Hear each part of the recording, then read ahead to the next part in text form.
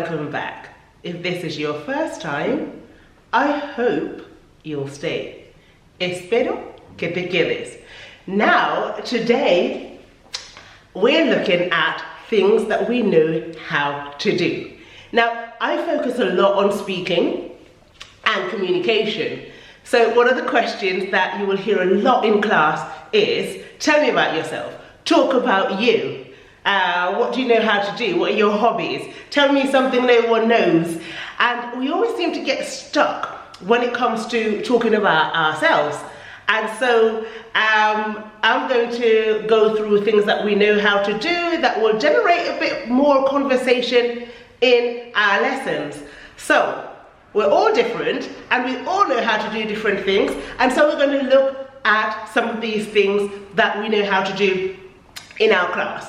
Okay, I know some of the really funny physical things that you are able to do that others don't find so easy, or that others simply cannot do.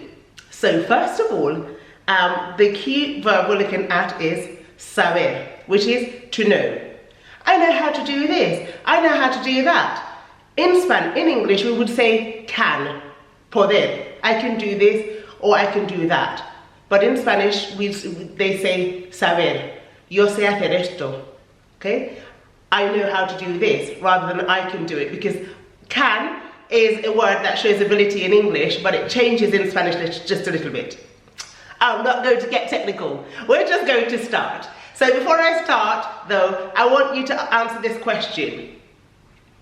What is it you know how to do? Tell me something you can do, but your friends don't know how to do. I also want you to comment whether or not you know how to do any of these things, you can do any of these things, or maybe another popular skill that I just did not put on the board.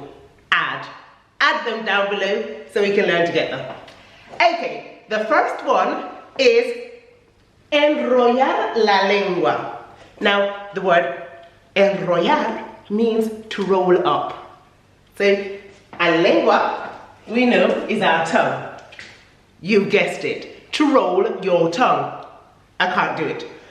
When I try to roll my tongue, it just doesn't come out. It just doesn't turn out well. So, ¿tú sabes enrollar la lengua? ¿Lo sabes hacer? ¿Te lo sabes hacer? So, to roll your tongue, or to do tricks with your tongue. Because I've seen someone do a flower with their tongue, just do different shapes. I'm just like, wow, me quedo boquiabierta. Okay, I'm just like, how do you do that? Some people are able to do that. I'm not one of those people. Okay, number 2, escribir con dos manos. Dos or ambas manos. So that's being able to write with both hands. Or usar, which is to use. We could add usar to that verb. Usar, which is to use. Usar dos manos. Are you able to use both hands? That is difficult. Most of us are either, like me, zurda. I'm zurda, which means left-handed. Other people are diestro, which means right-handed. They use their right hand to do most things. And a lucky few are ambidiestro. In English, ambidextrous. Ambidextrous means that you use both hands instinctively. Okay? So, which one are you? ¿Eres zurdo, diestro, or ambidiestro? Let me know. I'm interested. It's really good to be able to say something different rather than tell me something about yourself. Me gusta ir al cine. Me gusta salir con los amigos. These are things we always say. Tell us something about yourself. Something different to spice it up just a little bit. Okay? Right, moving on. Number 3. I find this one really funny. Mover, which is to move. Mover las orejas. Can you guess what that one is? To wriggle your ears. Wriggle your ears, make them move in different directions or just up and down. I have a friend who does that, and I try, and my ears just sit there looking at me like, okay, I'm not with you on this one. Okay, so are you able to mover tus orejas, to move your ears? Or to wriggle? To move or to wriggle your ears? Oh, that is such a cool one to be able to do. The same with your nose. Can you make your nose twitch? Can you twitch your nose? Move. I tried to do it and my eyes, I get cross-eyed. I won't try. So to twitch your nose, When I was growing up in the 90s, I know a very long time ago, there was a witch that used to come on telly, and she used to twitch her nose and the magic would happen. But anyways, okay, so twitch your nose. Can you do that? Can you wriggle your nose about? Let me know. Moving on. Levantar una sola ceja. We've seen levantar, which is to get up. So levantar is to raise. Una sola ceja. These are your ceja, your eyebrows. So are you able to just raise one eyebrow? Or even two? Obviously everyone can do two. I can do two. But are you able to do just one? To raise one eyebrow time. Raise, levantar, to raise. Obviously it's to get up as well. Me levanto. I get up at 7 o'clock. Me levanto a las 7. So levantar una sola ceja, to raise one eyebrow at a time. Can you do that? Let me know. I want to know how many people can do that, or maybe I just have a class of students who know how to do really super cool things. Okay, right. Next, number 6. Tocar la nariz con la lengua. To touch. Remember, tocar also means to play an instrument. Tocar el piano, to play the piano. Quite literally to touch the piano. But that's how they say to play when you're talking about instruments. Tocar la nariz con la lengua. Can you touch your nose with your tongue? I can do it if I push my nose down. I'm not going to do it on camera. It looks really awful. But are you able to do that? To touch your nose with your tongue. With your tongue. It's asqueroso, but it's cool. Right, these do make for fun lessons, I find, because I get a whole bunch of people doing strange things, and it makes us laugh. And if nothing else, learning is supposed to be fun. So there you go. A silly lesson today, but a fun one. Right, okay, next one. Ponerse el pie en la nuca. So the nuca is here, okay? So, to put your foot around your neck. I used to be able to do that when I was at school, many years ago. I am not able to do that any longer. I am not able to put my foot around my neck anymore. So put your foot around your neck. I don't know if many people can do that. The girls and the boys who go to gymnastics are quite flexible, so they're able to do that easier than us. Anyway, next one.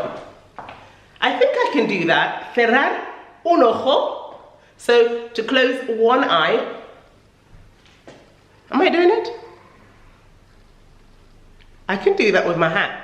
If I use my hand, I can do that. Actually, I can do it without my hand.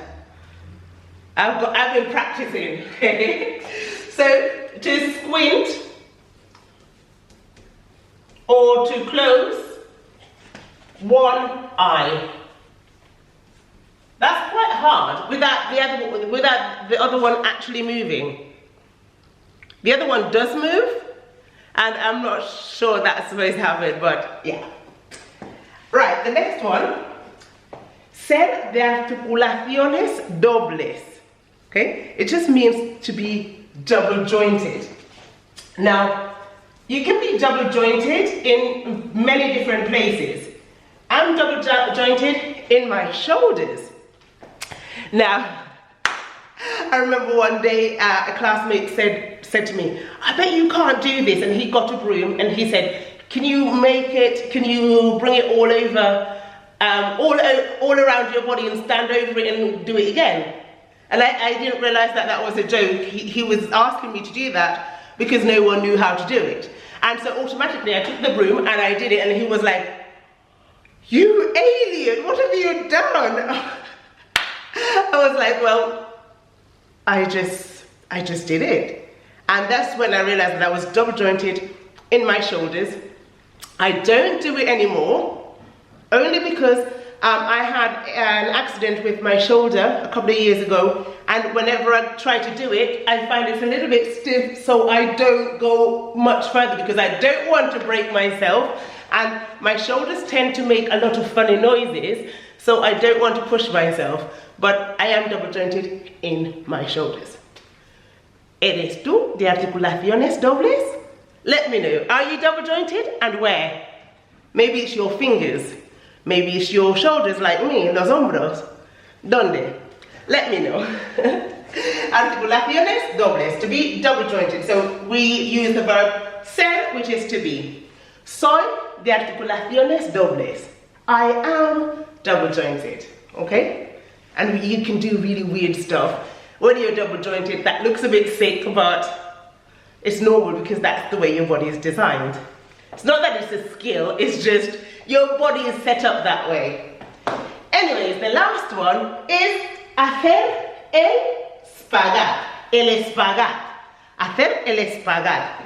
This word, I don't think it's Spanish because it begins with an S, and there are only very, very few words that I've seen in Spanish that begin with S. It's normally ES, isn't it? Hacer el espagat is to do the splits. Again, once upon a time.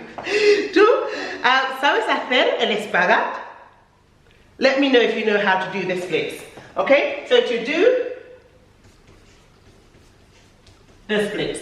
I think they also say abrirse las piernas, which means to open your legs. But I think this is the word, the expression you use, because I did a little questionnaire this morning. Well, questionnaire out 10 people, and 6 people said hacer el espagat, así que yo me voy a quedar con esa expresión. Right, que me quedo con esa porque ha ganado, ¿vale? Let me know, what things do you know how to do? Do you think it's a skill? Do you feel lucky that you know how to do it? Or do you feel like you're a bit of a weirdo because no one else knows how to do it? Let me know, share, I think it's fun, and so I'm all for it. And I hope you'll be able to use these, or just express to the class next time the teacher asks you something fun about yourself, or just to talk about yourself. Instead of talking about your brothers and your sisters and your family, explain something that you know how to do, something that you can do that's quite fun, because it generates conversation. With that, I'm going to leave you until next time. Adios. And please do not forget to show your support by subscribing and sharing this video. Hasta pronto.